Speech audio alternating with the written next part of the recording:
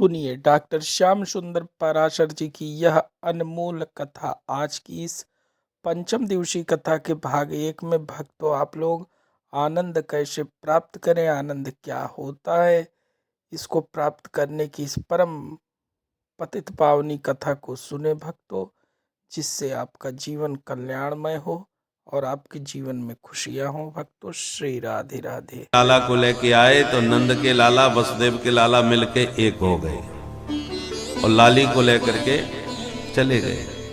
जसोदा जी के युगल संतान हुई, बेटा और बेटी, तो बेटी को लेके चले गए और लाला वसुदेव के और नंद के एक हो गए। और जब अक्रूर जी लेने के लिए आए तो वसुदेव के लाला को लेके चले गए, नंद के लाला ब्रज में ही रह गए। जमुना जी के भीतर भी उन्हें दिखाई पड़े थे और रथ में जाते हुए भी दिखाई पड़े थे। दो दो दर्शन हुए थे अक्रूर जी को, क्योंकि नंद के लाला का वचन है वृंदावनम परित्यज्य पादमेकम न गच्छति। वो नंद के लाला एक कदम भी ब्रज के बाहर नहीं जाते। बाहर जाने वाले कौन है? बोले वो वसुदेव के लाला है, वो बाहर घूमते हैं। इसलिए सुखदेव जी ने कहा नंदस्त्वात्मज उत्पन्ने, ये जो उत्सव है वो नंद के ही आत्मज का है, वसुदेव के लाला का नहीं। और गर्गाचार्य जी ने भी आकर के यही नंद बाबा से कहा तस्मात् नंदात्मजोयम ते नारायण समो गुणैः। तो गर्गाचार्य जी ने भी नंद बाबा से कहा तस्मात् नंदात्मजोयम ते आत्मजः, ये तेरा लाला है। तो ऐसे कई वचन हैं जिनसे सिद्ध होता है कि नहीं, नंद के ही लाला है। महामनाः अत्युदार चित्ताः, लाला के जन्म पर नंद बाबा का मन इतना विशाल हो गया कि सबसे पहले आहूय विप्राण, ब्राह्मणों का आह्वान किया। कैसे ब्राह्मण? वेद ज्ञान, सब वेद पाठी ब्राह्मण, कोई एक वेदी, कोई द्विवेदी, कोई त्रिवेदी, कोई चतुर्वेदी, सब वैदिक ब्राह्मणों का आह्वान किया, बुलाया। और नहा धो करके सज धज के नंद बाबा पूजा करवे जब बैठ गए तो वाचयित्वा स्वस्तयनम जात कर्मात्मजस्य भई, ब्राह्मणों ने स्वस्ति वाचन बोल करके विधिवत जात कर्म संस्कार बाबा नंद के करवाए। बदले में नंद बाबा ने 2 लाख गायों का दान ब्राह्मणों को दिया। धेनु नाम नियोते प्रादात विप्रेभ्यः समलंकृते, सजा धजा करके सुंदर सुंदर गायों का ब्राह्मणों को दान किया 2 लाख की संख्या में। ब्राह्मण सब चकाचक हो गए, आनंद में भर गए। आनंद का समय कितनी जल्दी बीत जाता है पता नहीं चलता। खुशी का दिन पल भर में कट जाता है। नंद बाबा को इतना आनंद उमड़ रहा है, सूत मगध बंदी जन बिरदावलियां गा रहे हैं। नंद बाबा उदार मना होकर के उनको लुटा रहे हैं, जो मांगता है उससे दुगना करके उसको देते हैं। नंदो महामनास्तेभ्यो वासोलंकार गोधनम सूतमागध बंदिभ्यो येन्ये विद्योपजीविनः।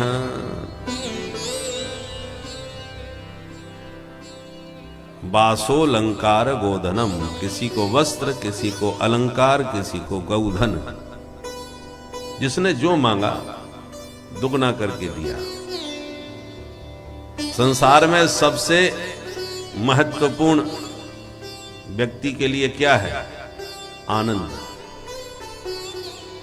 हर बात में महाराज कुछ ऐसा करो कि आनंद आ जाए।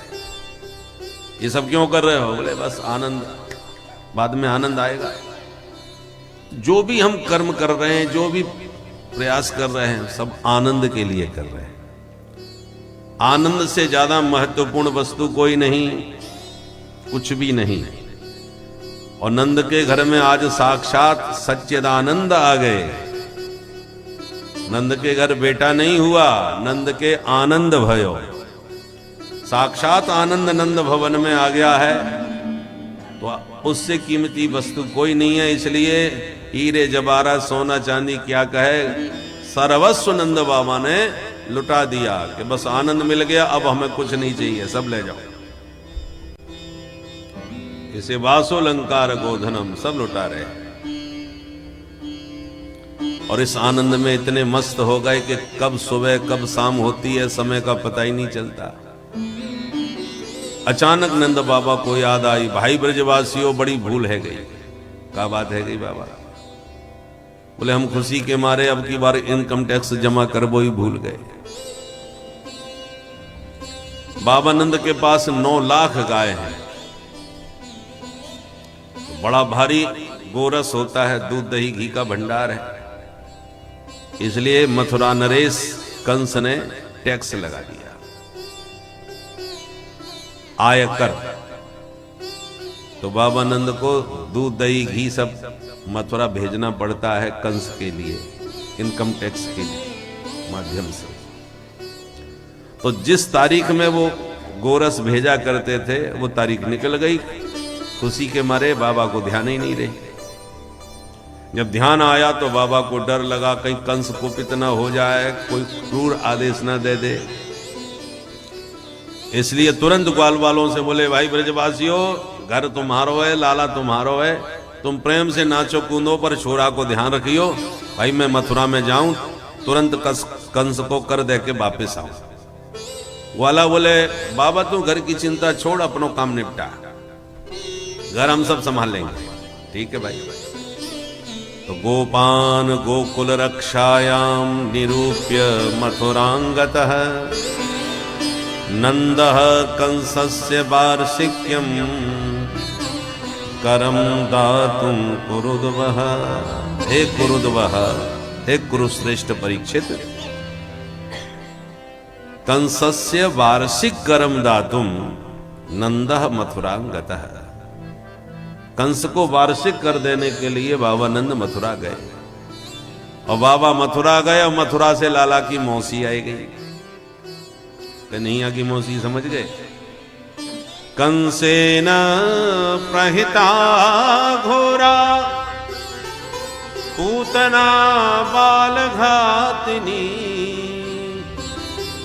शिशुश्चकार निघ्नन्ति पुरग्राम प्रजादिषु। कंस के द्वारा भेजी हुई पूतना ने गोकुल में प्रवेश किया। बालघातिनी पूतना जो अपने स्तनों में कालकूट विष लगा के बच्चों को मारती हुई आ रही थी। जब इसने गोकुल में प्रवेश किया तो बड़ा जोड़ का हल्ला सुनाई पड़ा, नंद घर आनंद भयो जय कन्हैया लाल की। पूतना समझ गई काऊ के घर में पूत भयो है और मेरो नाम पूतना। मैं किसी पूत को छोड़ने वाली नहीं हूं। तो सबसे पहले उसी पर प्रहार करती हूं जिसका हल्ला मचा हुआ है। तो जो गोपियां बधाई लेके जा रही थी, उतना भी छैल छबीली गोपी बन करके उन गोपियों के झुंड में ही सम्मिलित होकर के घुसी चली आई, नंद भवन में घुस गई। सुखदेव जी कहते हैं परीक्षित इतनी सुंदर लग रही थी कि ऐसा लग रहा था जैसे साक्षात श्री देवी आ गई। गोप्यः श्रियं दृष्टुमिवागतां पतिं। जैसे बैकुंठ से भगवती महालक्ष्मी धराधाम पर अपने पति से मिलने आ गई हो, इतनी परम सुंदरी पूतना बन गई। कभी कभी जेब कतरे जो होते हैं ना, ऐसे बढ़िया सूट बूट पहन करके निकलते हैं कि किसी की जेब साफ भी कर दें तो कोई स्वप्न में नहीं सोच पाएगा इन बाबूजी ने जेब काटी होगी क्या। उसी प्रकार पूतना इतनी सुंदर बन के आई कि कोई हिम्मत ना कर सके कि तू कौन कहां से आई है भाई। इतनी सुंदर छैल छबीली, साक्षात महालक्ष्मी के समान। भीतर घुसी चली गई और जाती मैया को बधाई दे करके नाटक किया। अरे जसोदा बहन बधाई हो। बहना मैंने जैसी सुनी कि तेरे या बुढ़ापे में लाला भयो है, मैं तो खुशी में बाबरी है गई। घर के सब काम धंधे छोड़ छोड़ के बस भागी भागी तेरे लाला को देखे हुए आई हूं। अब तू ऐसे आके भड़ के का देख रही है, ना पहचानी। अब मैया नीचे से ऊपर ताके, हे भगवान ये मेरी बहना कौन कहां थे अटपकी, आज से पहले तो मैं कबू ना देखी, पर मुझ को इतने प्यार से बधाई दे रही है तो होगी तो कोई जान पहचान की ही। अरे सगी बहन न सही तो चचेरी ममेरी फुफेरी कागदूर रिश्ते की होगी। अब मैं एकदम पूछूं कि तू कौन है तो बुरो मान जाएगी। सबको यश देने वाली हैं यशोदा, इसलिए मन में शंका भी हो रही है और फिर भी मैया हंस के स्वागत कर रही है। आओ आओ बहन आओ, तुम सबन को आशीर्वाद है जो या बुढ़ापे में ये खुशी को दिन देखवे को मिलो। अब तू मेरे लाला को बढ़िया सो आशीर्वाद दे के आ, फिर मैं बैठ के फुर्सत में तो से बात करूंगा। पूतना बोली कहाँ है तेरा छोरा। मैया बोली देख वो पालने में वहां सो है। मिल गया मौका पूतना को, पालने की तरफ चली। मैया तो अन्य गोपियों के स्वागत में व्यस्त हो गई। पूतना पालने की तरफ बढ़ी तो पालने में लेटे हुए प्रभु ने तिरछी निगाह से देखा, ओ हो मौसी जी आ रही है। तो दूर से ही पूतना को आता देख भगवान ने आंख बंद कर ली। विबुध्यताम बालक मारे का गृहम चराचरात्मा सनिमीलते क्षण। निमीलते क्षण, दोनों आंखें प्रभु ने पूतना को देखकर बंद कर ली। अब आंख बंद क्यों कर ली, इस पर संतों ने बहुत सारे भाव दिए। विस्तार से कहें तो आज की कथा इसी में हो जाएगी कि भगवान ने आंख बंद क्यों करी। एक संत कहते हैं भगवान ने सोचा हम आए हैं दुष्टों का विनाश करने के लिए, और लगता है शुभारंभ मौसी जी से ही होने वाला है, इन्हीं से शुभारंभ होगा। विनाशाय च दुष्कृताम, तो लगता है अभियान का श्री गणेश करें, उससे पहले आंख बंद करके मंगलाचरण कर लें, तब श्री गणेश करेंगे। इसलिए आंख बंद करके भगवान मंगलाचरण करने लगे।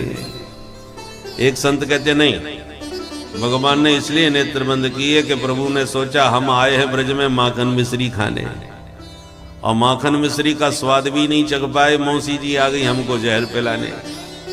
तो जहर पीवे को हमें ने को अभ्यास ना, ये अभ्यास हमारे भोले बाबा को बहुत जोरदार है। इसलिए आंख बंद करके भोलेनाथ को ध्यान करवे लगे, हे भुजंग भूषण भोले बाबा जल्दी आओ, यह जहर से आप ही निपटो। इसलिए शिव जी का ध्यान कर रहे हैं। अथवा मानो इसलिए नेत्र बंद कर लिए कि प्रभु ने सोचा कि पूतना को मार के किस लोक में भेजूं। भगवान के हाथ का मरा कोई नरक में नहीं जाएगा, किसी अच्छे लोक में ही जाता है। और भगवान के दोनों नेत्र ही सूर्य और चंद्र लोक हैं। चक्षोः सूर्यो अजायत, तो नेत्र भगवान के सूर्य चंद्र हैं। तो भगवान को लगा, जैसी भगवान ने सोचा इसको कहां भेजूं मार के, तो सूर्य चंद्र दोनों ने अपने अपने गेट बंद कर लिए कि पूतना को हम अपने लोक में तो घुसने नहीं देंगे, आपको जहां मर्जी पड़े तहां भेजो इसे। इसलिए प्रभु के दोनों नेत्र बंद हो गए। अथवा मानो इसलिए नेत्र बंद किए कि प्रभु ने सोचा कि हमने माताओं का स्तनपान किया है, रामावतार में भी और कृष्णावतार में भी। देवकी मैया जसोदा मैया जो बड़ी तपस्विनी माताएं हैं, इनका स्तनपान किया है अब तक। ये पहला मौका है जो पूतना जैसी महापापनी अपना स्तनपान कराने आई है। अब कैसे पिए, पिलाए बिना छोड़ेगी नहीं। तो जैसे बड़े जब छोटे बच्चों को कोई दवा पिलानी होती है और मुंह बिगाड़ते हैं तो माताएं कहती हैं बेटा आंख मूछ के पी जा। तो भगवान को भी लगा आज पहली बार हत्यारन का दूध पीना पड़ रहा है, चलो आंख मच बंद करके पिए ही लेते हैं आज। तो कड़वा घूंट समझ के भगवान ने आंख बंद कर ली। अथवा मानो इसलिए नेत्र बंद किए, भगवान मायापति हैं और मायापति के सामने कोई माया टिक नहीं सकती। और पूतना माया के द्वारा ही परम सुंदरी छैल छबीली बन के खड़ी है, वास्तव में तो भयंकर राक्षसी है। तो भगवान को लगा कि हम हैं मायापति और सामने आके खड़ी है ये मायावती। मेरी दृष्टि इस पर पड़ी तो इसका मायावी रूप मिट जाएगा, असली राक्षसी रूप प्रकट हो जाएगा। देखते ही घर में हड़कंप मच जाएगा, सारा उत्सव किरकिरा हो जाएगा। इसलिए जैसी सुंदरी बन के आई है वैसी ही बनी रहने दो, हम ही अपनी आंख बंद कर लेते हैं। इसलिए प्रभु ने नेत्र बंद कर लिए। अथवा भगवान ये कहना चाहते हैं कि जो दृष्टि का पात्र हो उसी पर दृष्टिपात करना चाहिए। वेद भगवान भी कहते हैं भद्रं कर्णेभिः शृणुयाम देवा भद्रं पश्येमाक्षभिर्यजत्राः। हमारे भीतर पाप का प्रवेश दो ही रास्तों से होता है, आंख और कान। जब हम किसी गंदे दृश्य को, दूषित दृश्य को बहुत दृष्टि से ध्यान से देखते हैं, वो सारी गंदगी आंख के द्वारा हमारे भीतर भी चली जाती है, मन को मलिन कर देती है। और दूसरी, किसी लंपट पुरुष का संग करने पर विषय वार्ता जब बार बार उसके द्वारा सुनते हैं तो कान के द्वारा गंदगी हृदय में जाती है, भीतर जाती है, मन को गंदा करती है। इसलिए ये दो ही रास्ते हैं जो आपके मन को खराब करने वाले हैं, आंख और कान। इसलिए वेद भगवान ने इन्हीं दोनों का नाम लिया है। कर्णेभिः भद्रं शृणुयाम, कानों से हम कल्याणकारी प्रसंग सुने, और अक्षभिः भद्रं पश्येम, आंखों से कल्याणकारी दृश्य देखें।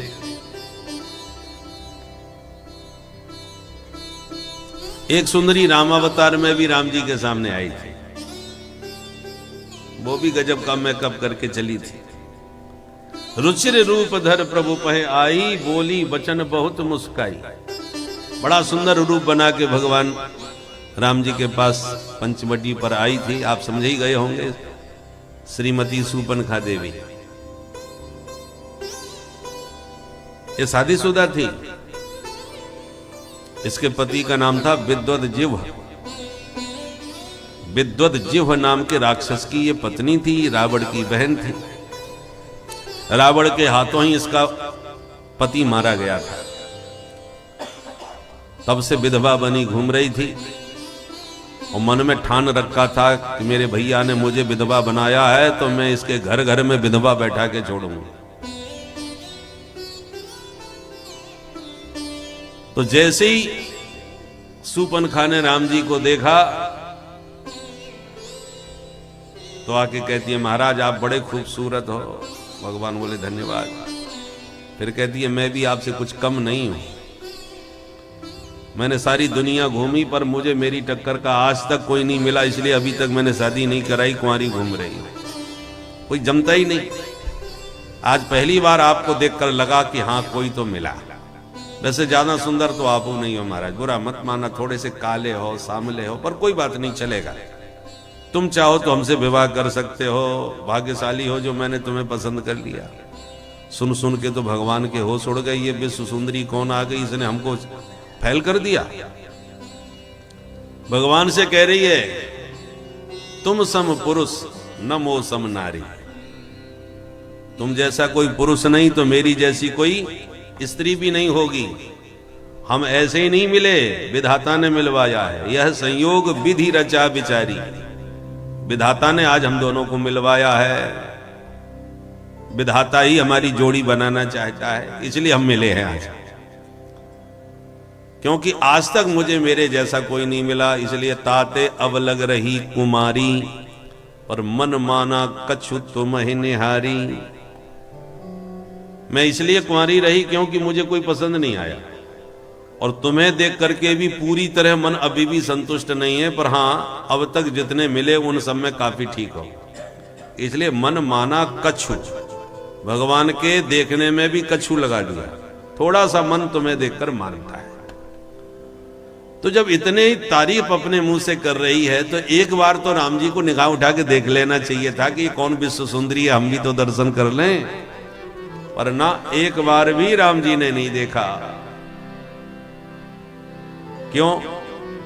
मर्यादा पुरुषोत्तम राम जी परस्त्री को दृष्टि उठा के देखते ही नहीं। तो क्या राम जी ने किसी स्त्री को नहीं देखा होगा क्या? देखते जरूर हैं, पर जो पात्र होती है उसी पर दृष्टिपात करते हैं। भगवान कहते हैं मोह कपट छल छिद्र न भावा। छल कपट मुझे बिल्कुल पसंद नहीं है, और ये छल कपट से भरी पड़ी है। विवाहिता होकर के भी अपने को कुंवारी बता रही है। जैसा इसका खतरनाक राक्षसी रूप है, उसे छुपा करके ऊपर से बढ़िया बन ठन के आई है। रूप भी नकली, बातें नकली, सब झूठी। सूपनखा का अर्थ जानते हैं? सूर्प एवं नखानी, जिसके नाखून सूप जैसे हों बड़े बड़े। सूप समझते हैं ना, अनाज साफ करने वाला, फटकारने वाला। सूप जैसे बड़े बड़े इसके नाखून हुआ करते थे, इसलिए इसका नाम था सूपनखा। आजकल भी सूपनखा की भतीजियों की कमी नहीं है। बोलो राधे राधे। और न हो तो नकली लगवा लेते, फैशन में आ गया। पर सूपनखा का हर काम नकली, बातें नकली। दृष्टि का पात्र नहीं थी सूपनखा, इसलिए राम जी ने उसकी तरफ देखा ही नहीं। उसे जवाब तो जरूर दिया, पर जवाब देते समय राम जी की दृष्टि केवल जानकी जी के ऊपर थी। अब सामने सूपनखा खड़ी है, जानकी जी बगल में बाईं तरफ बैठी हैं, और राम जी जवाब दे रहे हैं सूपनखा को, देख रहे हैं जानकी जी को। ये तरीका नहीं होता बात करने का कि सामने वाले से आप बात करें और इधर मुंह करके किसी और को देखें। राम जी ने ऐसी बात करी सूपनखा से। गोस्वामी जी ने संकेत दिया, सीतहि चितय कहीं प्रभु माता। सीतहि चितय कहीं प्रभु माता। सीतहि चितय कहीं प्रभु माता। सीतहि चितय कहीं प्रभु माता। आहै कुमार मोर लघु भ्राता।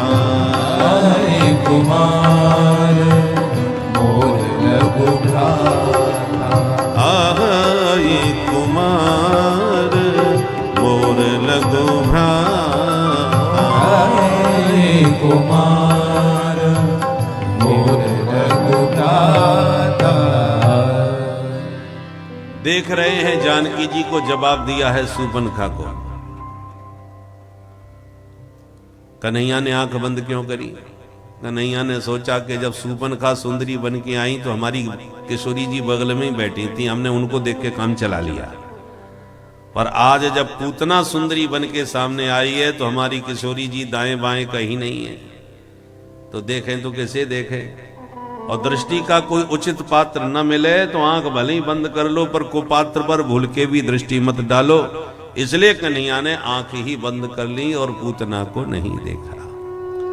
अब क्या सोच के भगवान ने आंख बंद करी, वो तो गोविंद की गति गोविंद जाने। बाकी संतों ने, आचार्यों ने इस प्रकार से बहुत सारे भाव दिए हैं कि भगवान ने आंख बंद क्यों करी। पूतना ने समझा बच्चा आंख बंद किए सो रहा है, तो धीरे से आई, लाला को उठाई, गोद में लेके जहर लगा हुआ अपना स्तन प्रभु के मुख में दिया। भगवान ने पहले तो उसका विष पान किया, फिर दुग्ध पान किया, फिर प्राणों को ही पीना प्रारंभ कर दिया। और जैसे प्रभु ने प्राण खींचे तो दर्द के मारे चिल्लाने लगी, चीखने लगी। गाढ़ं कराभ्याम भगवान प्रपीड्य तत् प्राणै समं रोष समन्वितो पिबत सामुंच मुंचालमिते प्रभाषिणी निष्पीड्यमाना अखिल जीव मर्मणि। जैसे ही उसके प्राण खिंचने लगे तो चिल्लाने लगी, मुंच मुंच, बेटा छोड़ दे छोड़ दे। भगवान बोले, मौसी जी बस यही नहीं सीखा, हम जल्दी किसी को पकड़ते नहीं, और पकड़ लिया तो फिर छोड़ते नहीं। अब तो दर्द के मारे चिल्लाती हुई पूतना भागी अपना असली राक्षसी रूप प्रकट कर दिया भयंकर। भगवान ने जैसी प्राण विहीन किया कि धड़ाम मर के धरती पर गिरी, और जब गिरी तो 6 कोस तक के वृक्ष टूट के चकनाचूर हो गए। बोल पूतना मर्दन भगवान की मैया घबराई, ये आवाज कैसी आई? लाला को देखवे पालने के पास गई तो लाला गायब। अब मैया चिल्लाती दौड़े, हे भगवान मेरो छोरा कहां गए, मेरे लाला है कौन ले गए? ब्रजवासी घबरा गए, भैया अपने भरोसे घर छोड़ के गए नंद बाबा, छोरा कहां गए?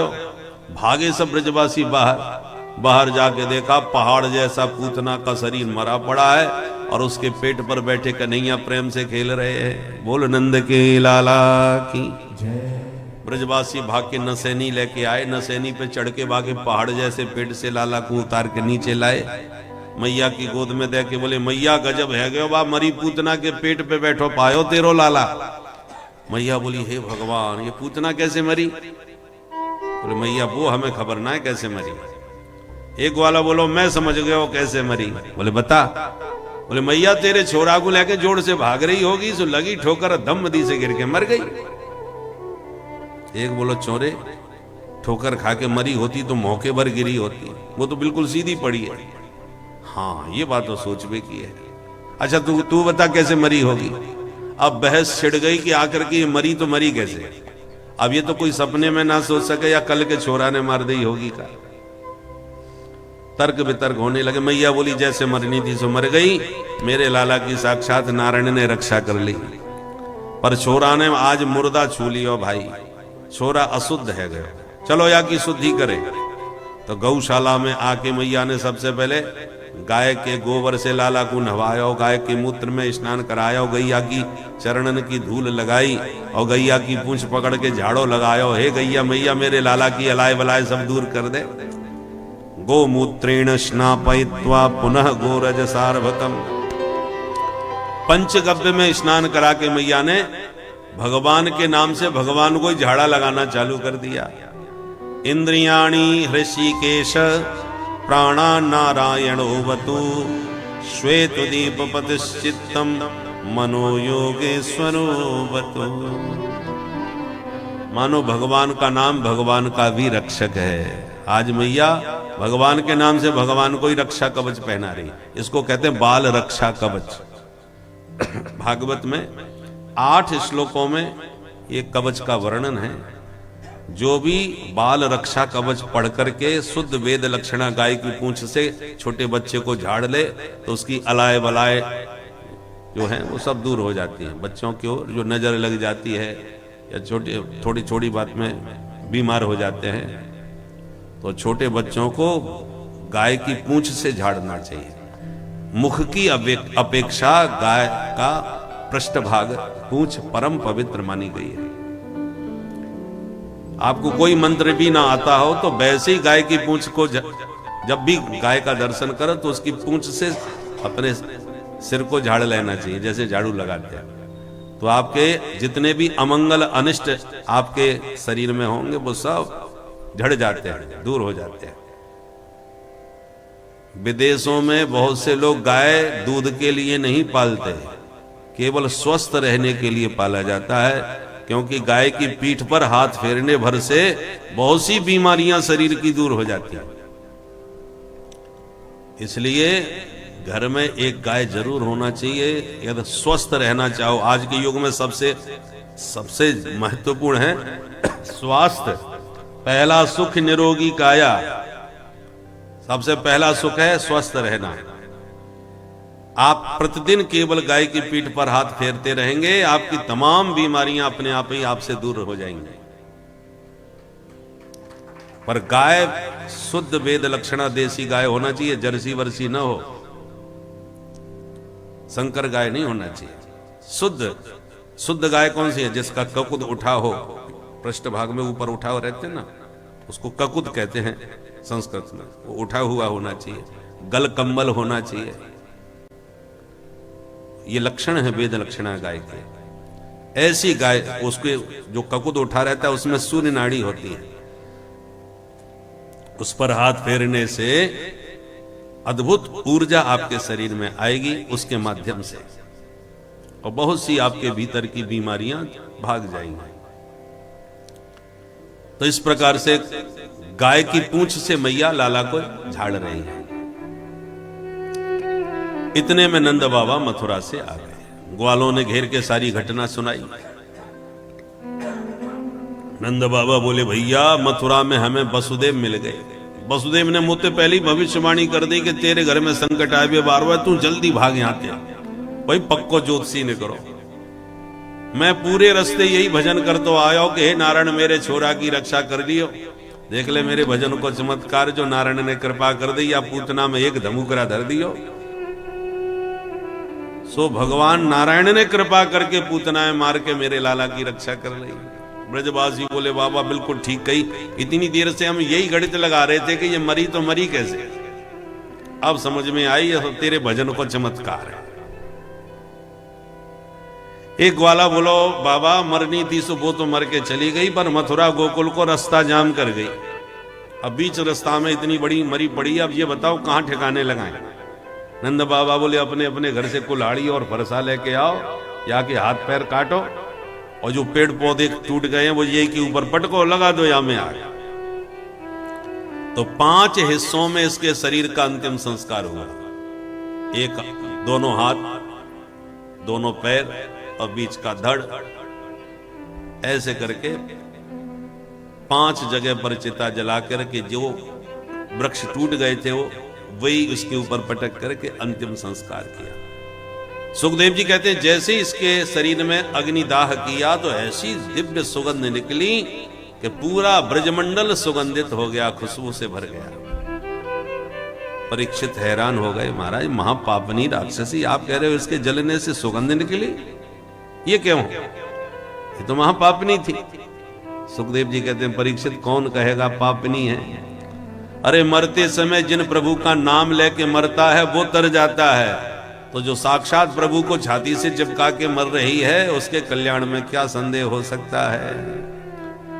पूतना लोक बालघिनी राक्षसी रुधिरासना जिघांसयापि हरये स्तनम दत्त्वापसर्गति। जिस पूतना में एक भी गुण नहीं था, भगवान ने उसमें से भी गुण निकाल लिया और मौसी मान करके उसे मां जैसी गति प्रदान कर दी। कम वा दयालुम शरणम ब्रजेमा। जो प्रभु पूतना जैसी राक्षसी में भी दोष नहीं देखे, न जाने कौन से गुण पर दया निधि रीझ जाते हैं। ठाकुर जी किस गुण पर रीझ जाए कोई भरोसा नहीं। जो भी इस पूतना मोक्ष की कथा को प्रेम से कहता और सुनता है, गोविंदे लभते रतिं, गोविंद के चरण कमलों में दिव्य प्रेम प्रदान करने वाला ये पावन प्रसंग है। अब एक दिन की बात, कन्हैया का जन्म नक्षत्र आया, अर्थात रोहिणी नक्षत्र। तो मैया को लगा आज के यही नक्षत्र में मेरे लाला को जन्म भयो, तो आज मैं गीत गवाऊंगी। बच्चों का जन्मदिन जिस नक्षत्र में वो जन्म लिया हो उसी नक्षत्र में मनाने का विधान है, शास्त्रीय विधान। दक्षिण में अभी भी ये परंपरा है, और हम लोग तो नक्षत्र सब भूल ही गए। माताएं वैसे व्यवहार में तो कहती हैं, जब कोई बच्चे पे नाराज होते हैं माताएं तो कहती हैं न जाने कौन से नक्षत्र में पैदा हुआ। नाराज होते समय माताएं बोलती है ना, क्योंकि नक्षत्र का प्रभाव होता है जन्म के बच्चे पर। तो आपको भी अपने जन्म का नक्षत्र याद रहना चाहिए, ताकि उसी नक्षत्र में आप जन्मदिन मनाएं। नक्षत्र याद ना हो तो भैया तिथि को ध्यान में रखो, तिथि में मनाओ। पर हम तिथि भी भूल गए, नक्षत्र भी भूल गए, केवल तारीख याद रहती है। जबकि हमारा भारतीय सनातनियों के जितने भी उत्सव हैं, जितने भी त्योहार हैं, सब तिथि के अनुसार चलते हैं। दिवाली तिथि के अनुसार, होली तिथि के अनुसार, हर पर्व, दशहरा जो भी है तीज त्योहार सब तिथि के से मनते हैं, तारीख से नहीं। अच्छा, केवल हमारे तिथि के अनुसार त्योहार ही नहीं मनते, प्रकृति को भी देखो, सूर्य ग्रहण चंद्र ग्रहण हमारे तिथि के अनुसार लगते हैं, तारीख के अनुसार नहीं। अमावस पूर्णिमा होगी तभी सूर्य चंद्र ग्रहण पड़ेंगे। तो प्रकृति का भी खगोल घटनाएं जितने हैं वो तिथि के अनुसार चलती हैं, ग्रह नक्षत्रों के अनुसार। तो जब हमारे सारे त्योहार सब कुछ हम तिथि के अनुसार मनाते हैं, भगवान के भी जन्मदिन, जन्माष्टमी है, रामनवमी है, वामन द्वादशी है, ठाकुर जी के जितने भी हैं प्राकट्य महोत्सव हैं, तिथि के अनुसार मनाते हैं। तो आपको भी अपने जन्मदिन तिथि से मनाना चाहिए, और तिथि में भी वही नक्षत्र हो तो और भी उत्तम बात है। तो मैया ने लाला के जन्म नक्षत्र पर लाला को खूब नवा धोवा के सजा के काजल डिठौना से नक्षत्रों का महिमा वर्णन किया गया है। किस प्रकार से यदि तिथि और नक्षत्र का सही ज्ञान हो तो मनुष्य का भूत भविष्य वर्तमान सभी का आकलन बहुत ही सटीकता पूर्वक किया जा सकता है। बच्चों के जन्म के उपलक्ष्य में बनाई गई जन्म पत्री में तिथि, नक्षत्र, गोत्र, कुल, समय, वासर सब चीज विद्यमान होती है, जिससे कभी भी आप अपने बालक का भविष्य और भूत सभी देख, सुन और समझ सकते हैं। यह सब कृपा प्रभु के द्वारा प्राप्त ज्ञान से होती है, जो आज की इस कथा में बताया गया है, जिसको आप लोग अंगीकार करें भक्तों। श्री राधे राधे। गोपियां बोली तो हमका तेरो मुंह देखवे आई हैं। अरे जब आई हैं तो गाएंगी, बजाएंगी, नाचेंगी, कूदेंगी, घर में हल्ला तो मचेगो। मैया बोली तो नाराज मत हो, 2 मिनट रुको, या कहीं एकांत में सुबाय दूं, पर चाहे जो तुम हल्ला मचाइए। सोते हुए लाला को पालनो उठायो और आंगन में बाहर बैलगाड़ी के नीचे पालनो लटकाए दियो, माट मटका गाड़ी के ऊपर धरवाई दिए, आंगन खाली कर दियो। मैया बोली अब प्रेम से नाचो कूदो भाई, छोरा मैंने दूर एकांत में गाड़ी के नीचे सुबाई दी। फिर क्या था, सब गोपियां झूमने नाचने गाने लग गईं। चलो आप भी सम्मिलित में हो जाओ।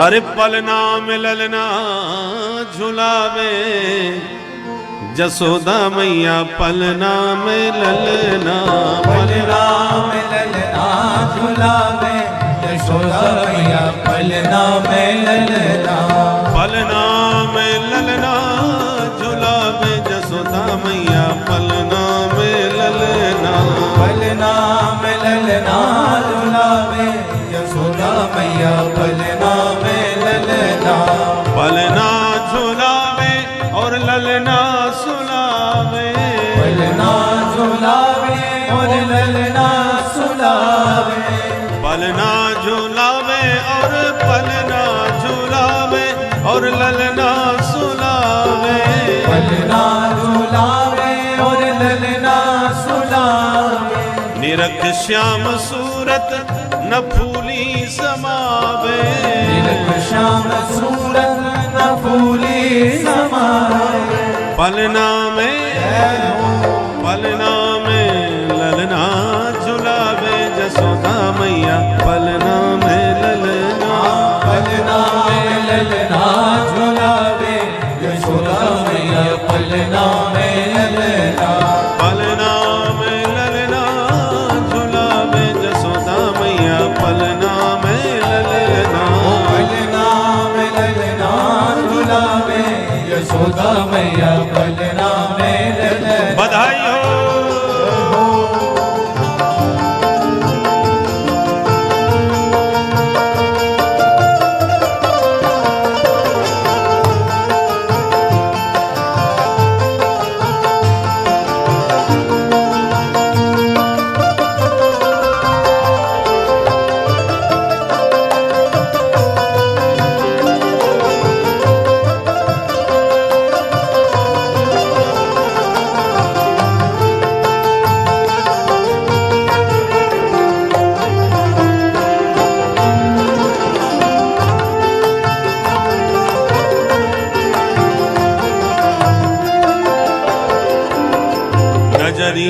उतारे और ठिठौना लगावे, कजरिया उतारे और ठिठौना लगावे, कजरिया उतारे और ठिठौना लगावे, कजरिया उतारे और ठिठौना लगावे, करे राई नौन और उठानो उड़ावे, करे राई नौन और उठानो उड़ावे, पलना में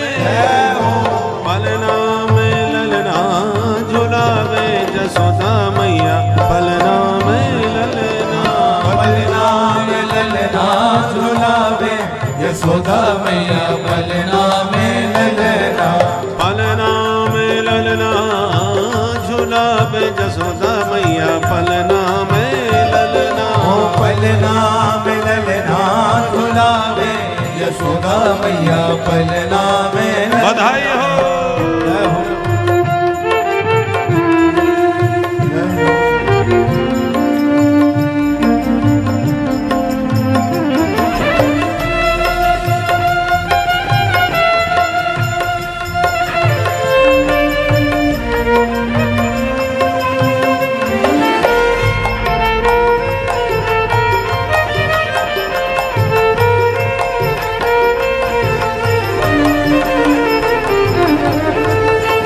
बालकृष्ण लाल की जय हो।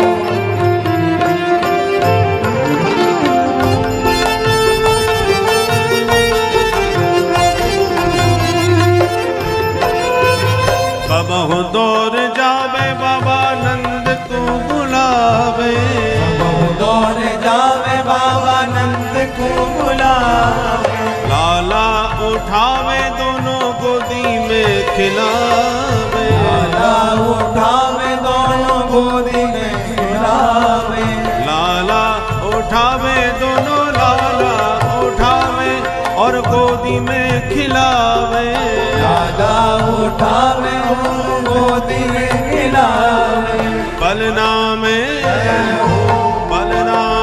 ललना झुलावे, जसोदा मैया पलना में ललना, पलना में ललना झुलावे, यशोदा मैया पलना में ललना, पलना में ललना झुलावे, जसोदा मैया पलना में ललना, पलना में ललना झुलावे, यशोदा मैया पलना में ललना, जसोदा मैया पलना में ललना, यशोदा मैया पलना में ललना, जसोदा मैया पलना में ललना।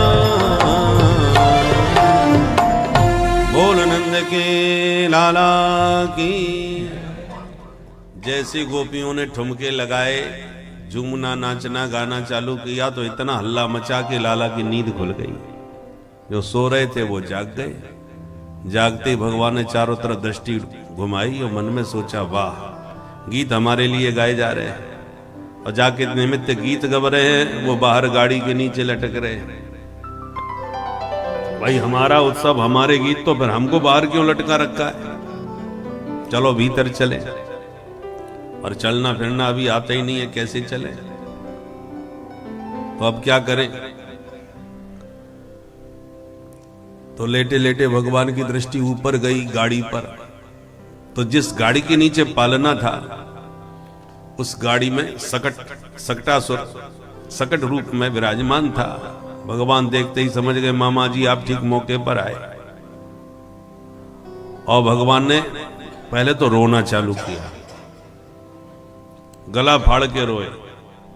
पन्नैवा शृणोद्वै रुदितं सुतस्य सा, रुदं स्तनार्थी चरणाबुदक्षपत्। गला फाड़ के रोने पर भी काऊ ने ना सुनी।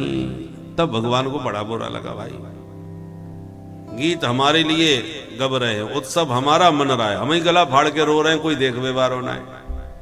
कभी कभी विवाह शादियों में बाराती लोग खूब चकाचक माल छानते हैं और बेचारा दूल्हा भूखा ही बैठा रहता है। उस पर ध्यान ही नहीं जाता कि इन बाबूजी ने भी कुछ खाया पिया कि नहीं। उत्सव उसी का है। तो भगवान को बड़ा बुरा लगा, हमारा ही उत्सव है, हम ही पड़े पड़े रो रहे हैं। तो भगवान ने रोते रोते गाड़ी में एक लात मारी कि दम से पलट गई गाड़ी। माट मटका सब फूट गए, गाड़ी सब टूट गई। मैया डर गई, हे भगवान यह धमाधम की आवाज कैसे आई। दौड़ी दौड़ी मैया बाहर आई, जो टूटी गाड़ी दिखाई, मैया जोर से चिल्लाई, कहाँ गए हो मेरो कन्हाई। ब्रजवासी भागे भागे आए, तब पालने में से लाला को निकाल के मैया की गोद में दिए। मुस्कुराते होगे मैया का जब स्तनपान प्रभु ने किया, तब मैया की जान में जान आई। ये भगवान की कृपा से छोरा तो बिल्कुल ठीक ठाक है भाई, पर बड़े गजब की बात है, आंधी तूफान कोई आयो ना है, बैल साण कोई निकरो ना है, धरी धरी दम से गाड़ी पलट कैसे गई। तो दो छोरा भागते आए, मैया हम बताओ बेटा। बोले मैया तेरो छोरा रोवे लग गयो। तो मैं आते बोलो चलो या उठा के मैया की गोद दे आए। और जब तक तेरे लाला के पास पहुंच पाते, तब तक तो यानी हमारी आंखन के सामने वो लात मारी कि दम से पलट गई गाड़ी। मैया बोली दारी के हो, घर से भांग पी के निकले हो, या नेक से कल के छोरा ने इतनी बड़ी गाड़ी में लात मार के पलट दी, भाग यहाँ थे। छोरा के मैया तेरे सिर की सौगंध खा रहे हैं, आंख अंधे की बात बता रहे हैं। रुदिता नेन पादेन क्षिप्त में तन्न संशय, अनेन पादेन एतत् क्षिप्तम, या के पैर की ठोकर से ही गाड़ी पलटी है, टूटी है, न संशय। हमारी बात पर संदेह मत कर।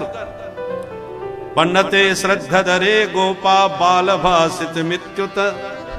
सुखदेव जी कहते हैं किसी ने भी बच्चों की इस बात पर विश्वास नहीं किया, सबने एक स्वर में कहा बाल भाषित, माने बच्चों की बातें, ये बोलते कुछ है देखते कुछ है, इन बच्चों की बात पे काय को माथा बच्ची कर रहे हो। और यूं कह के सिरे से नकार दी बच्चों की बात को। किसी को विश्वास होता भी तो कैसे होता, अभी 10 दिन भी नहीं हुए बच्चे को पैदा हो गया, उसने इतनी बड़ी गाड़ी पलट दी, कौन विश्वास करे। मैया ने तो ब्राह्मण को बुला के गृह शांति करा के आशीर्वाद दिलवायो। अब एक दिन की बात, मैया बड़े लाड़ प्यार से लाला को गोद में लिए अपना स्तनपान करा रही थी। मैया का दूध पीते पीते एक तृणावर्त नाम का दैत्य तूफान बन करके वहां पहुंच गया। चक्रवात, गोल गोल आंधी जो चलती है। भगवान ने तिरछी निगाह से देखा, ओहो मामा जी ने उड़न खटोला भेज दियो, हमारी भी इच्छा है रही है आकाश में उड़वे की। अब मैया गोद से नीचे उतारे तो या उड़न खटोला मैंने घमू सैर सपाटो करे हमें, पर मैया तो गोद में लिए बैठी है। कहा करें तो भगवान ने धीरे धीरे वजन बढ़ाना चालू किया। थोड़ी देर में इतने वजनदार भारी हो गए कि मैया को गोद में लेना कठिन पड़ गया। तो भूमौ निधाय तम गोपी विस्मिता भार पीड़िता, जब बहुत भार भूत लगे तो धरती में उतार के मैया आंख फाड़ के देख भी लगी, हे भगवान मेरो हल्को फुल्को छोरा ने 100 आज इतना भारी भारी क्यों लगे। फिर बोली अरे समझ गई, 2 घंटा से बैठी बैठी या कुछ दूध जो पिवाए रही, मालूम पड़े छोरा ज्यादा दूध पी गयो सो भारी भारी है गयो। अब बताओ दूध पीवे से छोरा भारी है जाए। और मैया को जम गई बात, तो धरती में उतार के मैया बोली लाला अब थोड़ी देर तू खेल कूद ले, हल्को है जाएगा तब गोद लूंगा। और यों कह के मैया भीतर कछु काम से चली गई। मिल गया मौका तृणावर्त को, बेग से आया, लाला को उठाया, कंधे पे बैठाया, आकाश में उड़ा के ले गया। भगवान भी उसके कंधे पर उड़े चले गए। पूरा ब्रजमंडल देख लिया। और जैसी ब्रज के बाहर जाने को हुआ, भगवान ने अपना वजन बढ़ाया, उसका गला दबाया। थोड़ी देर में इतने भारी हो गए कि तृणावर्त को चलना मुश्किल पड़ गया। मुड़ मुड़ के देखने लगा कि जल्दीबाजी में कहीं काला पत्थर तो नंद भवन से नहीं उठा लाया। ये बालक है कि पहाड़, इतना वजन बच्चों में नहीं हो सकता। ये बच्चा ही है कि पत्थर, मुड़ मुड़ के देखे। तो भगवान को हंसी आ गई और बोले अरे मूर्ख, मेरे भक्त पत्थर में भी मुझको देखते हैं और दुष्ट तू मुझ में पत्थर को देख रहा है। चल तेरी खोपड़ी पत्थर से ही पट गो। तम अंतरिक्षात पतितम शिलायाम विशीर्ण सर्वावयवम करालम। प्रभु ने उसका सिर पकड़ के शिला पर लाके पटका और गिरते ही गोविंदाय नमो नमः, गिरते ही तृणावर्त का सिर फट गया और परलोक चला गया। तूफान शांत हुआ। मैया ने तुरंत बाहर आके लाला को उठा के छाती से लगा के बोली हे भगवान, आज मुझे पक्को विश्वास है गयो भाई, को काउए ना मारे, पापी अपने पाप से स्वयं मर जाए। हिंसस्व पापेन विहिंसित खल साधु समत्वेन भयात् विमुच्यते। ये सूक्ति बड़ी प्रसिद्ध हो, ऐसे तृणावर्त का उद्धार किया प्रभु ने। भगवान की तो गोकुल में ये सुंदर लीला चल रही है, और इधर वसुदेव जी एक एक दिन गिन रहे हैं कि मेरो छोरा 1 साल को होवे को आएगा। अपने कुल पुरोहित गर्गाचार्य जी के पास गए और बोले महाराज जी, आपकी कृपा से मेरे 2 छोरा हैं, आप हमारे पुरोहित हो, आपसे क्या छुपावो। हार्दिक इच्छा मेरी है कि आपके श्रीमुख से उनको नामकरण होना चाहिए। तो काहुए पतो ना चले, आप चुप ही नंद भवन में जाओ और मेरे दोनों छोरन को नामकरण करके आओ। गर्गाचार्य जी बोले चिंता मत करो। तो गुप्त रीति से गर्गाचार्य जी गोकुल आए। नंद बाबा ने देखते ही स्वागत किया, अहो भाग्य हमारे, आप जैसे संत पधारे। स्वागत सत्कार करके बाबा नंद बोले महाराज, आपकी कृपा से घर में 2 छोरा है, एक तो रोहिणी को है, दूसरो जसोदा को है।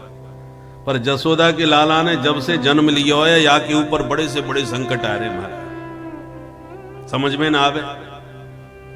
पैदा होवे की देर ना भई कि पूतना उठा के ले गई छोरा है, और बातें बड़ी आश्चर्य की बात यह है कि अपने आप गिर के मर गई। एक दिन छोरा हमारो तूफान में उड़ गयो, एक दिन या छोरा पे अचानक गाड़ी पलट गई। अब आप ही बताओ महाराज जी, या छोरा पे कौन सी 7.5 चल रही है, या की ग्रह दशा ठीक ना लग रही। नंद बाबा बोले, श्री गर्गाचार्य जी बोले, नंद बाबा पहले छोरा को नाम बता तो मैं बाबा को नाम राशिफल देखूं कैसी ग्रह दशा चल रही है। तो नंद बाबा बोले महाराज नाम तो मैंने कछु ना धरो अभी। बोले ले, जब नाम ही ना है तो आप कौन सी राशि देखेंगे हम? अरे नाम राशि के अनुसार ही सब देखो जाए ग्रह दशा। अच्छा महाराज, तो आज आप ही कछु नाम धर दो। बोले हाँ बिल्कुल रख देंगे, पर हमारी एक शर्त है भाई। कहा? बोले जो भी कुछ करे शांत और एकांत में होना चाहिए, हल्ला गुल्ला मचेगा तो हम कछु ना करेंगे। जैसी आपकी आज्ञा होगी महाराज। आप तो एक काम करो, गौशाला में बैठ जाओ, मैं छोरा लेके वहीं आ जाऊं, चुप ही नाम धर के चले जाओ, काहुए भनकना पड़ेगी तब ठीक है। गर्गाचार्य जी गौशाला में जाके लगा आसन बैठ गए। नंद बाबा ने भीतर खबर करी तो दोनों माताएं अपने अपने छोरन को लेके चल पड़ी। चलते चलते रोहिणी बोली, जसोदा या गर्गाचार्य पंडित को बहुत नाम सुन रहा है, पूरे मथुरा मंडल में जा जैसो विद्वान कोई ना है। जसोदा मैया बोली, बहन तू कहे तो या पंडित की मैं कछु परीक्षा लेके देखूं। बहन तू कैसे परीक्षा लेगी? बोले काम कर, मेरे छोरा है तू ले ले, तेरे छोरा है मैं ले लूं। पक्को पंडित होएगा तो बता देगा कौन को लाला कौन सो है, और नहीं बता पायो तो अपने आप समझ में आ जाएगा बाबा ऐसो ही खड़िया पंडित ने। ठीक है, तो दोनों माताएं अदला बदली करके अपने छोरन की पहुंच गई गौशाला में। महाराज जी प्रणाम। बाबा ने जैसी आशीर्वाद दियो कि बाबा की दृष्टि नंद के लाला पे चली गई। जो गोविंद की आभा प्रभा शोभा का दर्शन किया, बाबा की आंखें खुली की खुली रह गईं और निर्निमेष नयनों से निरंतर निहारते ही रह गए। और देखते देखते बाबा की प्रेम समाधि लग गई। ध्याता ध्यान और ध्येय तीनों एक हो गए। खुली आंखों से गर्गाचार्य जी ध्यानस्थ हो गए, प्रेम में डूब गए। और मैया हाथ जोड़ के सामने बैठ के सोच रही है, महाराज जी बड़े ध्यान से टुकड़ टुकड़ छोरा को मुंह देख रहे हैं, मालूम पड़े भागे भाग रेखा देख पढ़ रहे होंगे माथे की, बाद में कछु बताएंगे। तो मैया बैठी रही हाथ जोड़े, बैठे बैठे 1 घंटा बीत गया, बाबा कछु बोले ही नहीं। मैया धीरे से बोली, महाराज जी मुझे घर के और काम निपटाने हैं। अब तक तो आपने सोच लियो होएगा छोरा को नाम बताओ। अब बाबा हो तो बताएं, बाबा तो समाधि में बैठे, बाबा कछु ना बोले। तो जसोदा मैया बार बार रोहिणी को इशारो करे, बहना ने देख तो सही बाबा जी अब कहा है गए, न बोले न चाले न हिले न डुले न मटके न सटके, पलक भी न झपके। रोहिणी जी कान में बोली, बहना मुझ तो लगाया बाबा की सांसू ना चले। अब मैया घबराई, हे भगवान, तो महाराज जी मेरो ही घर मिलो कलंक लगाए बेकू, ये बैठे ठाड़े बाबा अचानक ये कौन सी बीमारी है गई। मैया तो हाथ पकड़ कर हिलावे लगी, महाराज जी। मैया ने जब जोर से हिलाए तब बाबा की समाधि खुल गई। संभल करके तुरंत बोले, हाँ हाँ देवी, हमने तेरे छोरा को नाम सोच लियो। मैया बोली, धन्य है महाराज, ऐसे नाम सोचो जाए। महाराज जी मैं तो कुछ और ही सोच में लग गई, अब जल्दी कृपा करो, आपने कहा नाम विचार कियो है बताओ। बाबा मन में सोचने लगे, आए थे नाम देवी को, पर या प्यारी सूरत को देख के हम तो अपनों ही नाम भूल गए, अपने आप को भूल गए। आलोपितम पुरन नहीं न ममई बनाम। संभल करके बाबा ने दोनों बालकों को दोबारा ध्यान से देखा, मन में सोचा कहीं हमारी परीक्षा तो ना है रही, ये अदला बदली क्यों नजर आ रही है। तो तुरंत बाबा मुस्कुरा के बोले, सुन जसोदा, बोलो महाराज। अयम ही रोहिणी पुत्रो रमयन सुहृदो गुणैः आख्यास्यते राम इति बलाधिक्यात् बलं विदुः बलाधिक्यात् बलं विदुः। बाबा बोले, अयम ही रोहिणी पुत्र है। जसोदा, तेरी गोद में ये जो छोरा है वो निश्चित रूप से रोहिणी को लाला है। इतना सुनते ही मैया रोहिणी की तरफ देख के मुस्कुरा भी लगी, बहना पक्को पंडित निकरो, खड़िया पंटन बाबा ना है। एक निगाह में महाराज जी ने पट्टे से पहचान लियो छोरा कौन को है। मैया बोली, महाराज जी बिल्कुल ठीक कह रहे हो, ये छोरा रोहिणी को ही है, पर हम दोनों बहनें अपने छोरों में नेको कछु अंतर ना समझे। आप तो ये बताओ या लाला को नाम का रखोगे। बाबा बोले, जसोदा, ये तेरी गोदी में जो छोरा है ये आगे चल के बहुत बलवान निकसेगो, इसलिए नाम रख रहे हैं बलराम। बलाधिक्यात् बलम विदुः। मैया बोली, बड़ा अच्छा नाम है महाराज, अब या छोटू को नाम और बताई दो। बोले, मैया बस या की मत पूछे, दो चार नाम हो तो मैं गिनाऊं। बहुनी संति नामानि रूपाणी च सुतस्य ते गुणकर्मानुरूपाणि तान्यहं वेदनो जना तान्यहं वेदनो जना।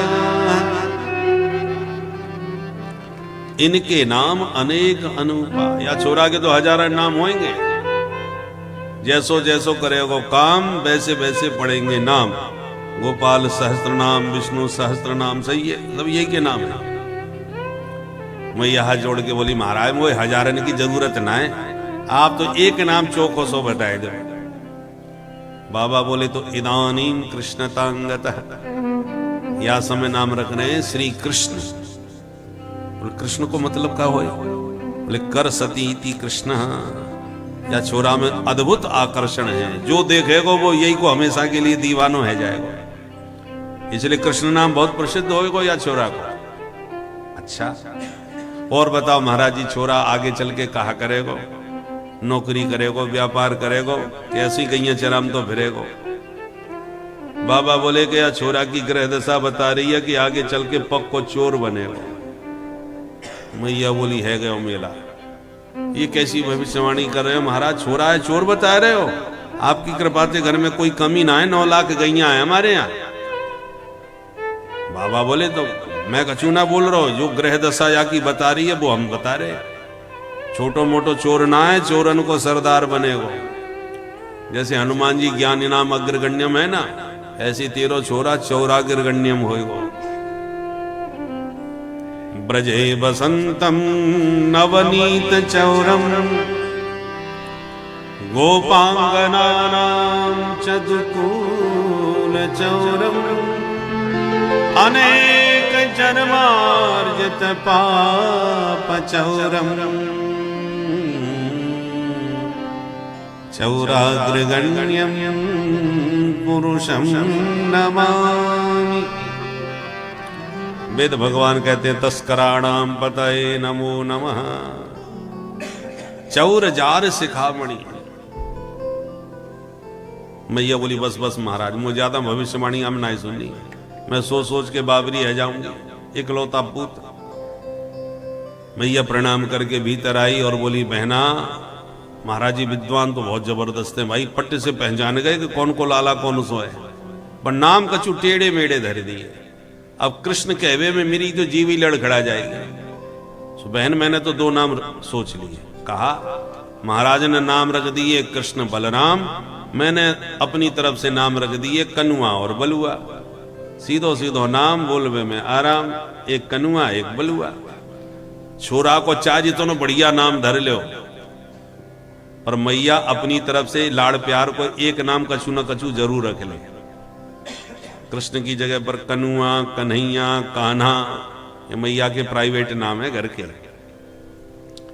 प्यार का नाम घर में ही होना चाहिए, प्रसिद्ध नहीं होना चाहिए। काऊ छोरा है, बचपन में गुड्डा गुड्डा कहो तो अच्छा लगता है। अब पता चले वो गुड्डा भविष्य में जब बुढ़ा हो गया और बुढ़े को भी पूछा जाए कि नाम क्या है, बोले गुड्डा, कितना अजीब लगेगा। काऊ छोरी है, बचपन में गुड़िया गुड़िया कह के बुलाते हैं, अच्छा लगता है गुड़िया नाम। पता चला गुड़िया नाम ही प्रसिद्ध हो गया। भविष्य में वो छोटी सी गुड़िया जब बुढ़िया हो जाएगी और बुढ़िया दादी से कोई पूछा दादी नाम, बोले गुड़िया, कितना अजीब लगेगा बताइए। इसलिए प्यार का नाम अलग होना चाहिए और प्रसिद्ध नाम अलग होना चाहिए। बहुतों के बचपन के नाम बहुत प्रसिद्ध हो जाते हैं, मुन्ना मुन्ना, गुड्डा, बबलू। अब ये बचपन के नाम अच्छे लगते हैं। अब बबलू सिंह और गुड्डा सिंह कितना अजीब सा लगता है। इसलिए प्रसिद्ध नाम अलग। दोनों भैया घुटनों के बल आंगन में चलना फिरना प्रारंभ कर दिए।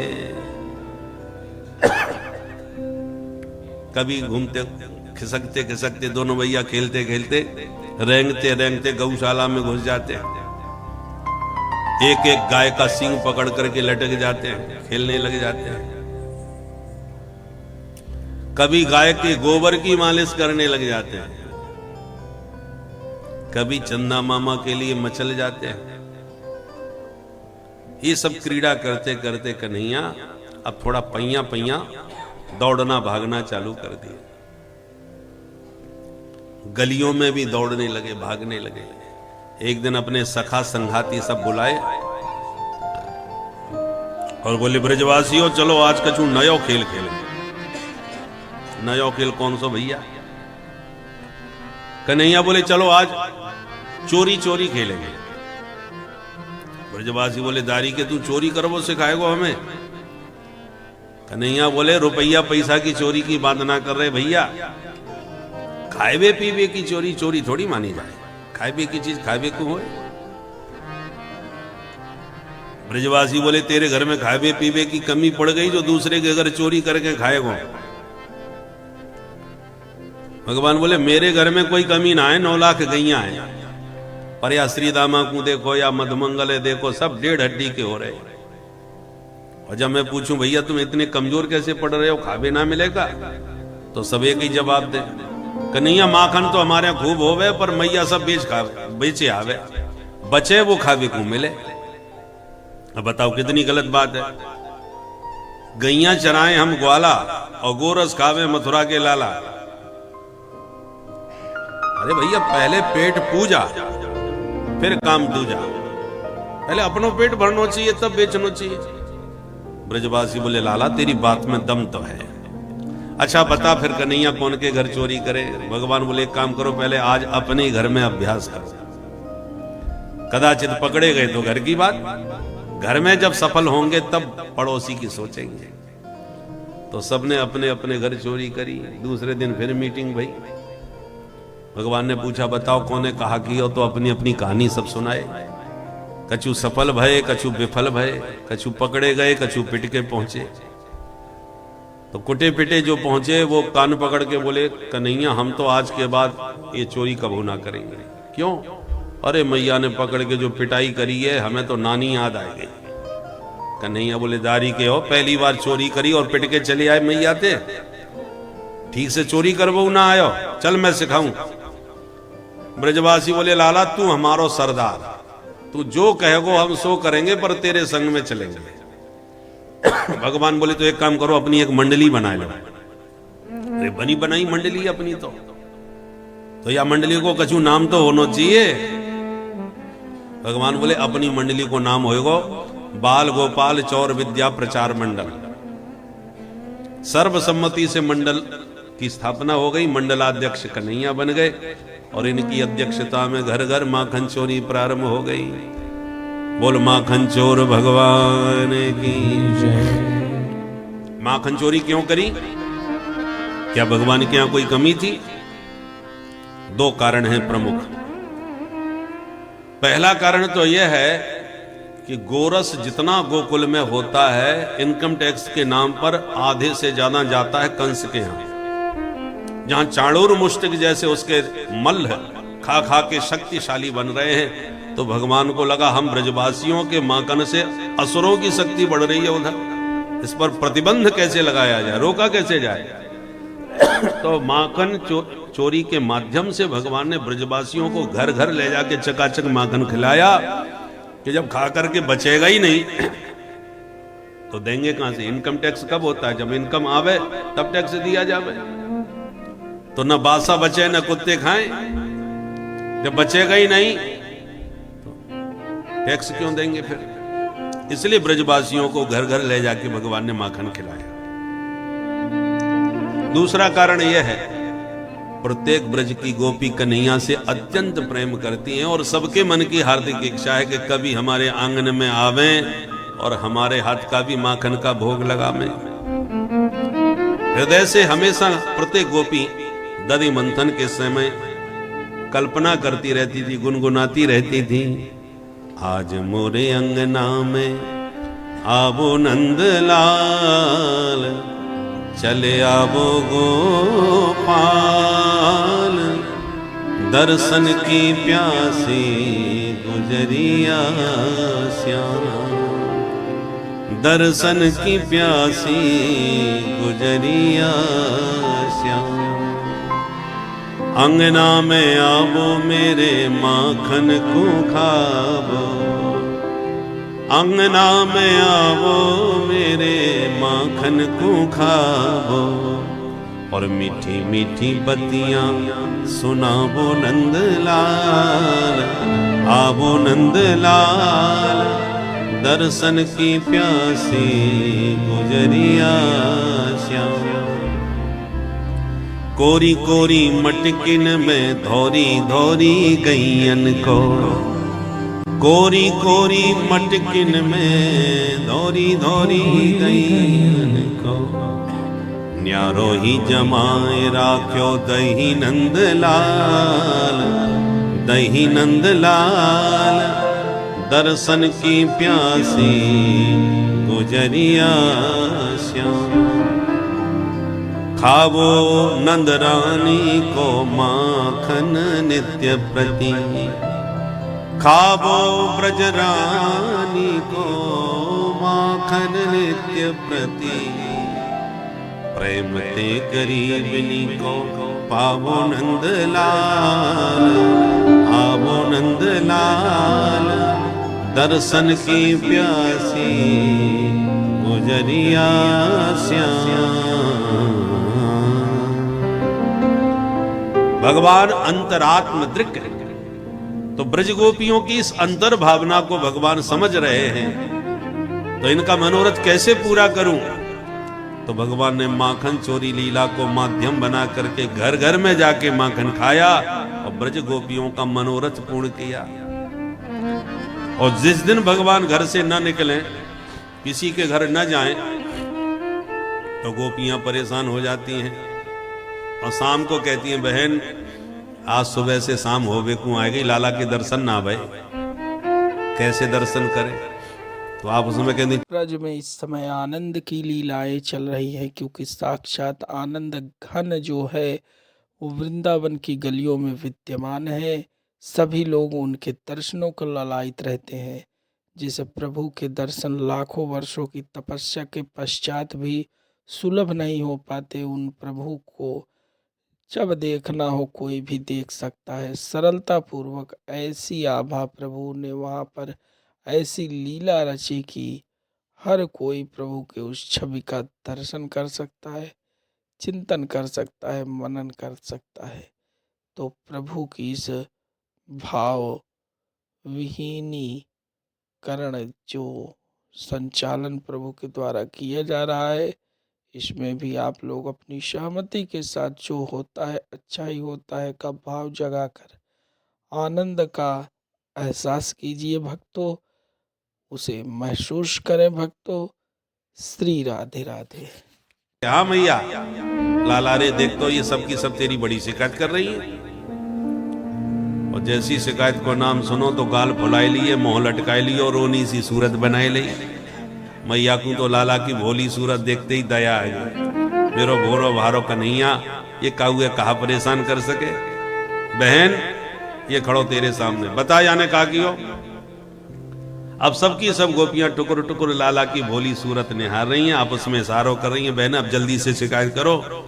जितनी देर शिकायत करेंगी उतनी देर तक ये दर्शन मिलेंगे। तो एक के बाद एक शिकायत चालू हो जाती है। क्या शिकायत कर रही?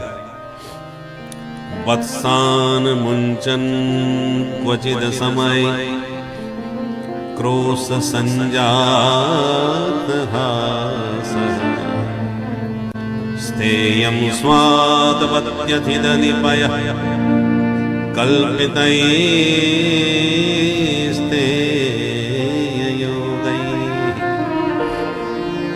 मर्कान्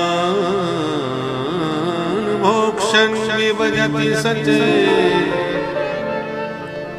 नाति भाण्डम् भिनत्ति द्रव्यालाभे सगृह कुपितो याज्ञवक्रोऽस्यतो कामः। सबकी अलग अलग शिकायत। पहली गोपी आके बोली, मैया तेरो लाला बछड़ा खोल के भग जाएगा, बत्सान मुंचन। मैया बोली तू निश्चित गैया धोवे जा रही होगी, तो लाला ने बछड़ा खोल दिए। अरे ना मैया, क्वचित असमय, जब गैया धोवे को कोई समय ना हो तब खोल के भागे ये। मैया बोली तो एक दिन पकड़ के अच्छी तरह फटकार दे, डांट लगा दे, दोबारा हिम्मत ना पड़ेगी छोरा की। दूसरी गोपी बोली, मैया डांट फटकार के देख लियो। फिर बोले, मैया जब हम पकड़ के या को डांट में लग जाएं तो ये हमें देख के मुस्कुरा भी लगे। भगवान जाने या की मुस्कान में कहा जादू है कि या को हंसते देखकर हमें ही हंसी आ जाए, सारी गुस्सा ठंडी पड़ जाए। मैया बोली तो एक काम कर, अपने माट मटका छींके पे